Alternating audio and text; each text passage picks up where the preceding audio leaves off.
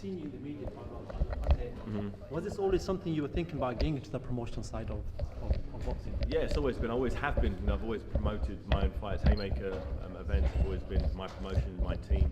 I've got a great team of people working behind the scenes, making sure these shows happen, making sure that my face is out there, my name's out there, and making sure they promote me.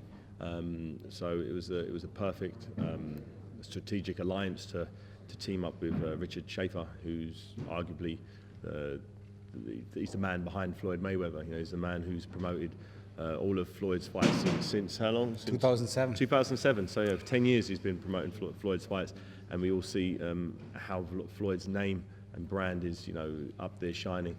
So if there was anybody I was going to team up with, it was that man. And I obviously saw what he did with Golden Boy Promotions, the CEO of that company. So it was just an easy transition. We both saw boxing and boxing promotion in the same way. We both believe we had the same ethos in terms of giving empowering the fighters, making sure the fighters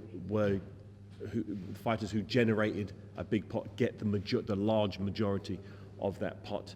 And the world of boxing is filled with murky characters who. But I don't want to name. There's no need to. I think people know who's who. Let me take out my list. It's a murky world, boxing. And in the 14 years I've been a professional, and I met a few. I met some good people in boxing. I'm not saying they're all bad. There's some great people. There's some good promoters, good managers, good agents, matchmakers. Television executives. There's a lot of good people out there. But a lot of the time, fighters, I personally don't believe, get a fair shake. They generate in huge pots, and they're not quite receiving what they're generating. And what we've set up is something very, very unique, very different. And we're looking at empowering the fighters, making sure that the future talent, with the experience of the 14 years I've been a professional, and Richard's experience, we truly believe we can take a fighter from the amateurs to a global pay-per-view superstar. I'm 100% confident. What about you? Absolutely, and I He's think done it already. and I think what I wanted to do when I got back into boxing is to really build up a global platform like it has never been done before, because you have promoters who are very regional, sort of like captive to a particular country. There is the Carises in France, there is the Warrens and the what's the other guy's name? Matchroom. Yeah. Barry, not really Eddie. I mean, Barry is the guy. Eddie's up front. Eddie's on the top table. Okay. Anyway, so we have those guys, and then you have in the US, you have some guys. So it's like very regional. But what we really wanted to do is build up a global brand. Why? Why is that important? Well, if we sign a fighter here in the UK and we have access to the best TV in the US, we have now access to the best TV in France as well, and pretty soon in other countries as well, we have the eyeballs in those different other parts of the world to build these young fighters up very quickly as global superstars, and not just like regional or national fighters. And that's what we want to do. I mean, we need to keep in mind, if we sign a young British fighter, for example, the home market is here in the UK.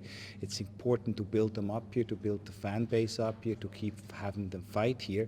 But it's equally important to maybe in the beginning to have them fight once a year in another place, be it the US, be it in France, be it in Mexico, wherever it is, and start building up that international acceptance for these young fighters.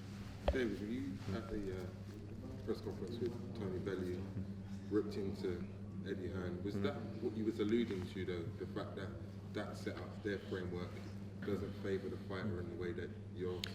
Listen, Eddie's been around for a little while now. He's done some good stuff. He's made some amazing events, some good shows. And good luck to him. But I'm focusing on my thing. I speak to the fighters. I don't just read press conferences about what the fighter thinks. I speak to the fighters directly, so I know how the fighters feel they've been treated, whether the fighter believes they're getting a fair shake.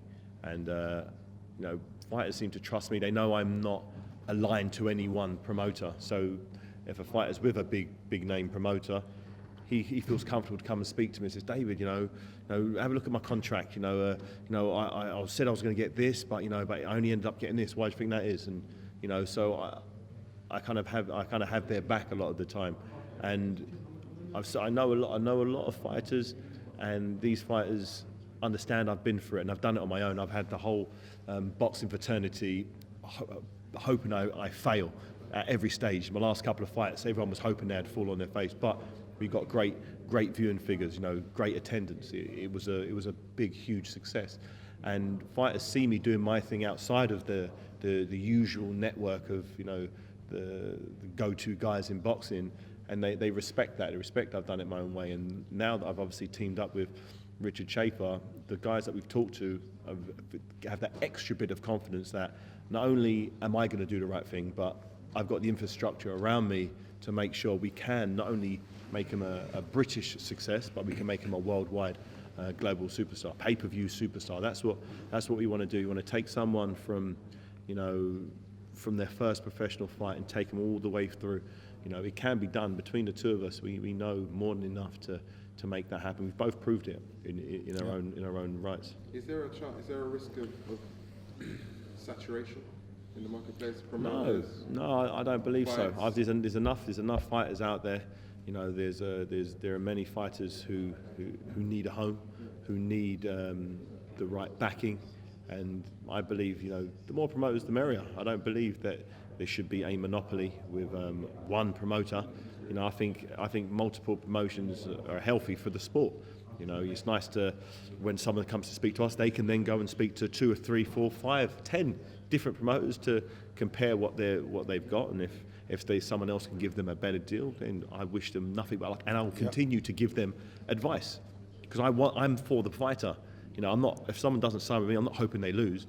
I'm wanting to fan their flame. I've made my money. I've done my thing in boxing. I've won my titles. I want to assist other fighters to do that myself. We saw you on social networking with Eubank Jr. A couple other people as well, actors, Dizzy Rascal, chilling in Miami. Is Eubank Jr.'s path at the moment one that you're watching, in terms of, obviously they've got their deal with ITV, pay-per-view, that's thrown a spanner in the works for a lot of other promoters and stuff, opened it up for people like yourself. Are those the type of fighters that you're looking at? Well, Eubank Jr., I believe, is one of the best British fighters who doesn't currently have a world title. Look at his fight against Billy Joe Saunders. I personally thought he won the fight. He didn't win the fight, but other than that, he hasn't put a foot wrong. And tactically, technically, his father, I had a good chat with his father a couple of days ago, who gave me some pearls of wisdom. He does that. Listen, Chris Eubank Senior, he knows his stuff. He really does know his stuff, and I believe he's got a plan for his son, and they're going full force ahead of it with their own thing. They're doing it their own way. I wish them nothing but luck and nothing but success in what they do, because he is, for me, he's a great fighter who will. I think he's the only guy who can really have a chance to beat Golovkin in Triple G. I believe he's the only guy. So I think the British public should get behind him, support him, and assist him to whatever platform he fights on. We need to get behind it. What do you make of the backlash they've experienced? Who's this? The Eubanks. The Eubank. Is it just a normal part of the course? It's part. Listen, I've had exactly the same thing. Right. Whenever a fighter takes his own path and doesn't sign with one of the big established British promoters, he's considered, he doesn't know what he's doing. I've had the same thing. I've never really signed with one of the big promoters in a long-term deal, and everyone said at every stage, he's never going to make it. He's going to fall. This ain't going to happen. The judges ain't going to score your fight. I've done it my own way the whole time, and if you can fight and if you can back it up, you can do it. As long as you win the fights, everything falls into place. If I was half as good as I was, and I needed some assistance and I needed this, I might not have made it. But if you're the real deal, if you can fight and win well, if you're world class, you will make it regardless of what network you're fighting on, who's your manager, who's your promoter, who's your matchmaker. It doesn't matter. In the ring, fights are won, and that's it. And Eubank Jr., I believe, does his fighting in the ring, and all of the pieces of the puzzle will come together, and people will probably celebrate his independent move rather than put it down. Yeah. In regards to time frame, what are we looking at in regards to you announcing signings or fights, in regards to broadcast and your first show? When are we looking at stuff like that? Before my next fight, we should have some solid signings. We should have some solid signings with some good young prospects. Richard's obviously going back to the States this weekend. We're gonna regroup again in Las Vegas at the end of the month. He's promoting 3 world title fights in Las Vegas. Yeah. Carl Frampton and Santa Cruz rematch. So it's exciting times ahead, and we should obviously got a few more meetings with a few fighters over there in the States. So in the next couple of weeks, you'll be hearing some good news in terms of television network and fighters signed. How are you dealing with this? You've got a big fight coming up, and then you've got all this news coming out. You're working with obviously Schaefer as well, looking at signing fighters, broadcasting, and your fight. It's nothing new for me. I've always promoted my own fights. I'm used to juggling a lot of things.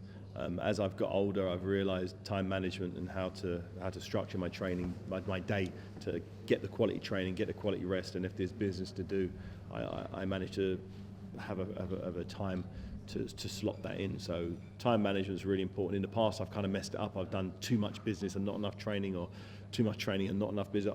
I've figured out a way now, as I've got older, to get the most out of my day, where I don't schedule too many meetings in the same day, maybe 1 or 2 in one day, and I do the rest the next day. So it's time management, but don't think I'm taking this next fight not 100% seriously, because any fighter on any given day can slip on a banana skin, and I've learned that lesson in the past, overlooking my opponent. I remember in 2004 when I was fighting Carl Thompson, I didn't give him the respect he was due.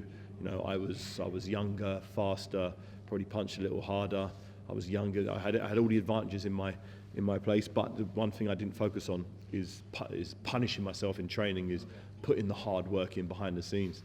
And I got my time management mixed up there. I got it wrong, and I wasn't in condition to put myself in a tough fight that I was in. So that lesson was learned then, so it's not going to come back to bite me in the bum again. When are you filming The Gloves Are Off?